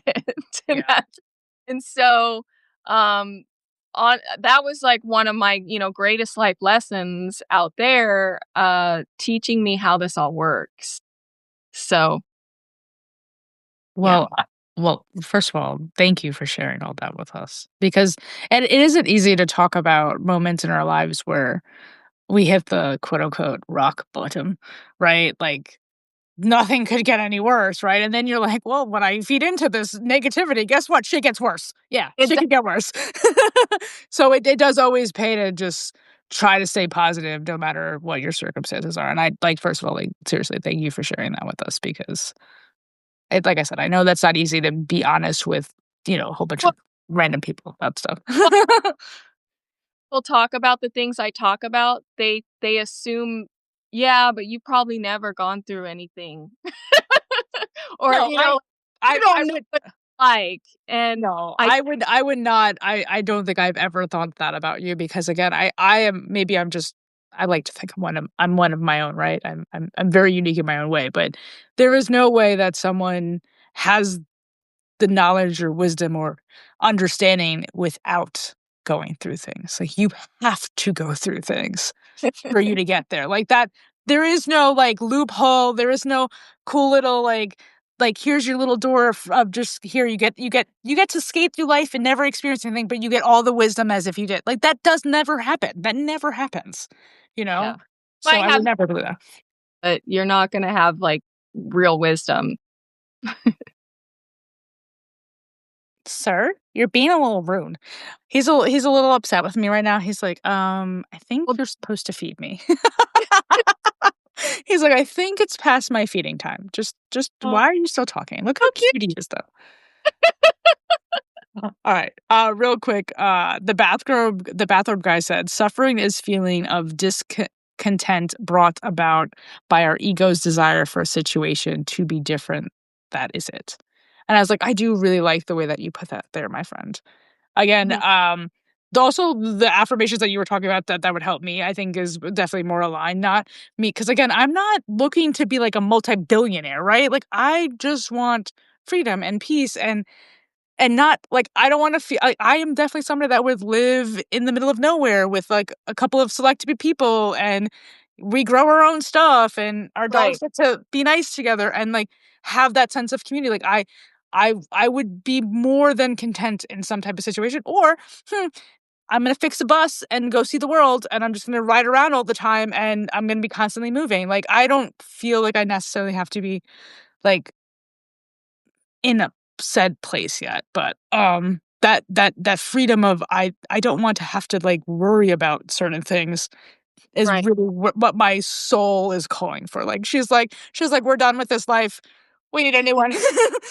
Let's leave the matrix. We're going for it. We're going for it, I tell you.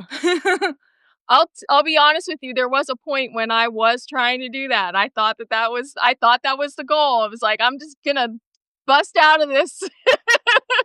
Like I said, like I'm so like I've been in it, like, I've been living in this world, this simulation of life for a decent period of time, and I already know, like, not for me, not for me. I'm not saying that, like, driving around everywhere and not having a home would be, like, a long-term thing for me. I don't think that either. I think that that would just allow me to find the place that finally feels like home, and then I can Right. put my roots down in there, like, that's why I feel like that's the next step in my life is okay, well, if New York doesn't feel like home anymore and Florida definitely didn't feel like home, let's go find you home. And how are you going to find it? You got to go different places, spend a month here, a month there, meet the people that are there, meet, you know, do the see the things, do the new things and see what That's starts really. a cool way to live. I mean, to find where you feel comfortable, where you align with the other people. I mean, it really is. It's that's a great goal.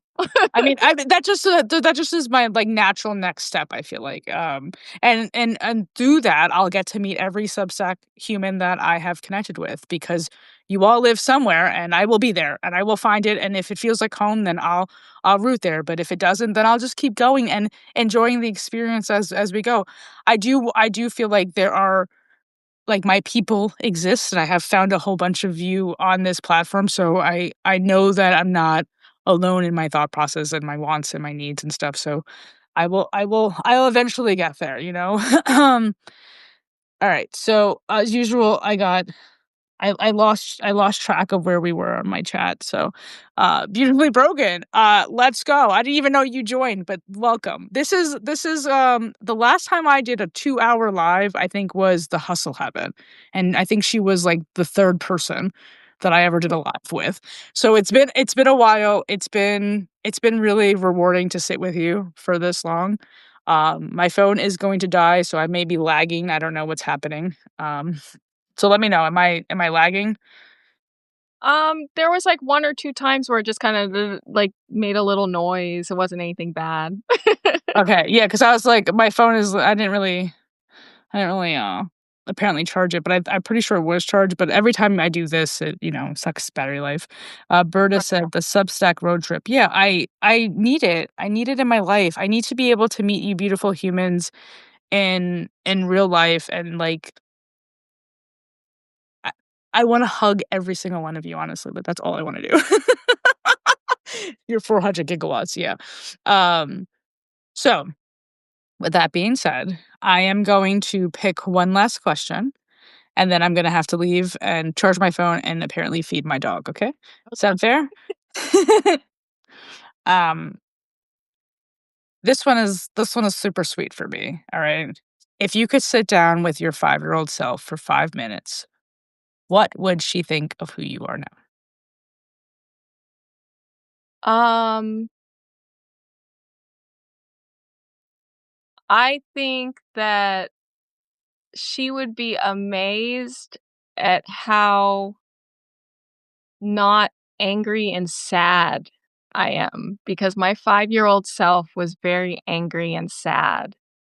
And Mm, my 5-year-old self kind of felt like the world would never be good again.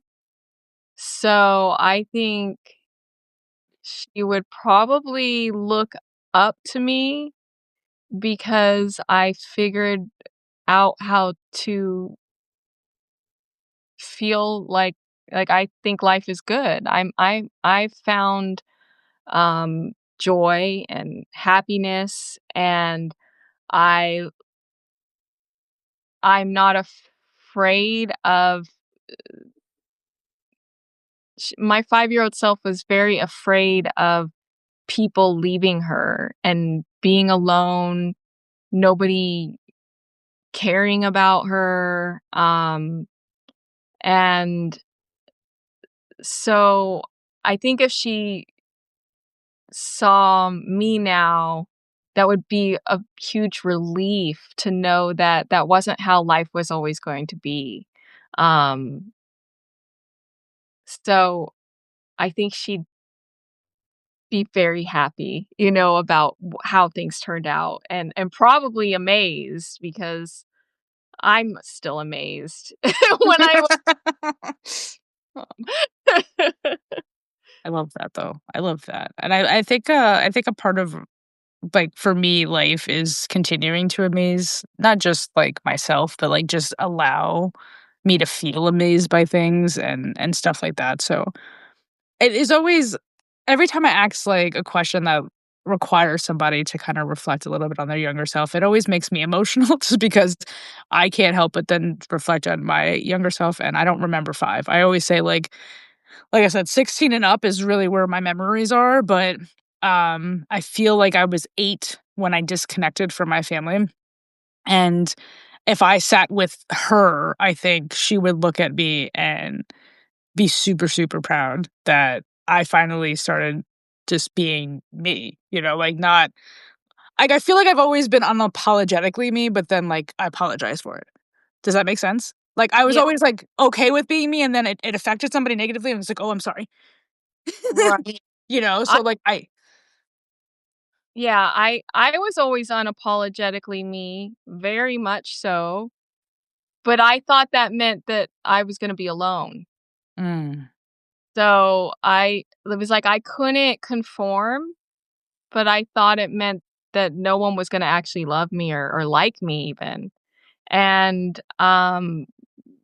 it I mean, I don't know. I mean, so many people's parents get divorced that it seems crazy that that traumatized me so much, but when I was 5, you know, my mom told my dad she wanted a divorce over the phone. I was sitting right there in the kitchen when she was doing it, and she put him on the phone, and he told me that she didn't want him to be my dad anymore, and this was just like, "What are you talking about? How can what? How?" And it was just it I didn't understand that love could just end, and so it made me very s you know, I didn't how was I supposed to trust that anybody would be there, after that? And again, I've talked about this in other articles. I was told I was too much in so many different ways. I was a know-it-all, I was this, I was that. And so I was being told that there was something like wrong with me. And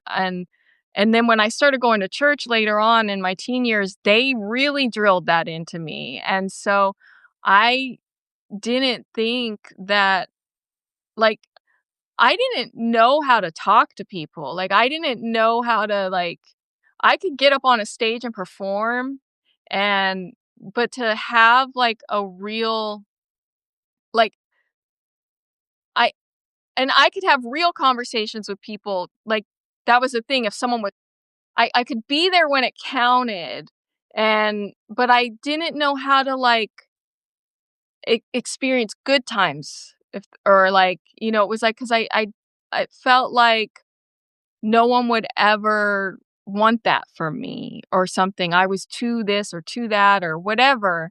And and I maybe have mentioned this before somewhere, but I think that um when things started changing for me, and this was right around the time of my awakening, I I stopped being so self-conscious. Like, I used to walk around and I was, like, always so aware, like, "What are they thinking of me? Do they think I'm this?" Like, I always felt like I was being watched by people, and, like, I was just so aware of, and so I couldn't be me. I couldn't really be free because I was, like, so worried, and so when I was talking to people, I was always thinking about me and how I was coming off. I couldn't really be there to just like be in the now, in the conversation. And then one of my first experiences where that changed was I was at a Starbucks and I had an interaction with the barista, and it was just so like I forgot myself. I wasn't thinking about that. I was just thinking about her and us and right in that moment, and it was like we had this like great little I never saw this person again, and but it was like this like just like this uplifting filled with like good feeling, excitement, experience. And I walked away and I looked at my husband. I'm like, "Did you see that? Did you see that?" And like I don't know what he saw, because, it was just a conversation with a barista. But for me, it was like I had this experience where somebody I didn't project that they weren't going to like me. I didn't project that they were going to think I was this or that. It was just, I was just able to be in the moment and have like an experience with somebody. And I think my 5-year-old self going back to that didn't think that that was ever gonna be possible, ever. Like, Mm. so, yeah, that to me, that's how you can't experience life in its entirety if you're if you think so if you don't love yourself, if you think so badly about yourself, because 'cause you're always gonna be, caught up in that instead of what's happening. Mm. Well, first of all, I adore you. Just know that. Beautifully Broken also said it's not crazy at all that that affected you so much. I am very happy that you were able to find somebody and have cultivated a life with said husband and, have your child and everything. So I'm glad that, you know, that younger version of you that lie went away and you got to live those experiences. But you as usual, you just named so many things that was like me because it wasn't until this year getting fired from my job and having to do Uber that I started having those more positive interactions with random strangers, which are definitely necessary for everybody's well-being, just so you Yeah. know. So that's why it's so important as a stranger. Hi, just a normal human walking this earth. Be nice to everybody because it does Yes. make the fucking difference, right? Like that's the point of it, right? So I have had my moments where I've adored Uber because it's just like cool. I got to interact with this human that just made me feel so like fill my cup. But what I also noticed was that anytime I would move in life, I had this, like, for some reason, like, thought that everybody was always looking at me and everybody always had, like, these negative, not positive, like, "Oh, look at that. Look at that hot stuff. Look at that woman walking through Owen and who she is." No, no, no. It was always like people had, like, this ew type of negativeness, about me, and it was just like, yeah, because that's what I thought. That's what probably projected onto random strangers, so then they just validated that so that I continued to think it, and it was just this disgusting cycle, and it Yeah. wasn't until yesterday, I go online at Old Navy, and I'm, like, just I'm literally not paying attention to anybody, like, in my own fucking world, like, I don't care who's in front of me, I don't care who's about me, I'm standing in the line, and I'm like, "I wanna get out of here," but I'm not, like so I approached the cashier, and she's just, like, nice, and she's like, "Hey," and then she asks the question, and I'm like, "Here it goes. Did that tattoo hurt as much as I think it would have hurt?" And I was like, "I don't know if it hurt if it hurt as much as you think because I don't know how you think." But again, like, it's just I'm reminded, like, I have tattoos for that reason, to just, like, be icebreakers and just have, like, casual conversations, and yes, ask me 1,001 times if my tattoo hurt. I will tell you no, because my pain is higher than most people, but to me, it did not, and it was just, again, one of those she I she wasn't judging me, she was just genuinely curious about something, and it seemed like like, because she wants one, or she like, whatever the case may be, so she's like she just needed to know, so it was I didn't have any, like I didn't project any negative thoughts onto her, so, like, the interaction with this random human was just I just kept going back, and we had very nice banter as she's checking me out, and I'm just like, "Okay, cool," and I just go about my day. In the past, I would have, like, definitely, had those other thoughts, but Yeah. I totally relate to everything you just said, the before and the after. well, again, like I said, I could probably sit down here if with for another 3 hours and have conversations with you. But, my phone will die on you and my Yeah. dog will hate you. So, but I do appreciate I'm gonna say thank you 1,001 times for spending literally 2 hours with me and being so open and honest about your experiences and helping I me continue to shift my perspectives about things. I really do appreciate you and your wisdom and all that you bring to the table. And I look forward to obviously staying connected with you. And you better come back in 2026 and catch up with me. And I look forward to watching your lives and seeing what you continue to do on your platform. And everybody that's in here, if you're not subscribed to Kristina Ray, this is your sign. This is when you do this. And if you are subscribed to Kristina Ray and you're not subscribed to me, again, sign. Let's do this. But thank you. I honestly thank you so much for spending this much time with me. I have really adored this more than you will ever know and have appreciated. And I probably needed it today. I'm not gonna lie. For anybody who's been following me, I am 3 weeks sober, and it's crazy that I started on a Tuesday because Tuesdays are my inner room days, and I really challenge myself every Tuesday, you got your shit together. But it's cute little milestones, and I will continue to document probably at least the first 30 days, if not 60, for myself. And if it annoys people, I'm sorry. I'm not sorry. But I do believe that 5 years from now, I'll get to look at these posts or these notes and Yeah. reflect on this time where I thought it was going to be so hard to live sober. And it actually has been so invigorating and um, very freeing to be able to just sit with me for the first time in 20 years. So I appreciate everybody bearing with me during this process. I really do. Well, I think I can speak for a lot of people that we're very proud of you, and I know I'm not annoyed by seeing the progress and hearing, what's going on, and a lot of us, I'm sure, can either relate or e are inspired. So, I mean, I'm very, very glad that you're doing this. I'm glad that you marked my 3 weeks, my friend. And thank you again for being here. And thank you for saying that. It's so interesting to me how much it affects me when beautiful strangers on this platform tell me I'm proud of you. And it's I have yet to hear that from my mother, sister, or father. Like, I don't think they understand the capacity of it. I think that would then they would have to then come to this realization that yes, I have been a drug addict for 20 years. Yes, I have been using substances to numb my own self. And yes, it's probably because of the wounds that you've caused, but that's okay. Neither here nor there. But I'm just saying, so it's always super touching when you guys tell me that you're proud of me because I don't get to hear it very often, apparently. So thank you for doing that for me. All right. So before I cry my little eyes out, I'm going to say you've been in the inner room where the conversations go deep, the connections surprise, and the truths linger long after the world quiets down. Until next time, keep listening inward because that's where the stories that shape us really live. I hope you all have a beautiful night. Bye, friends.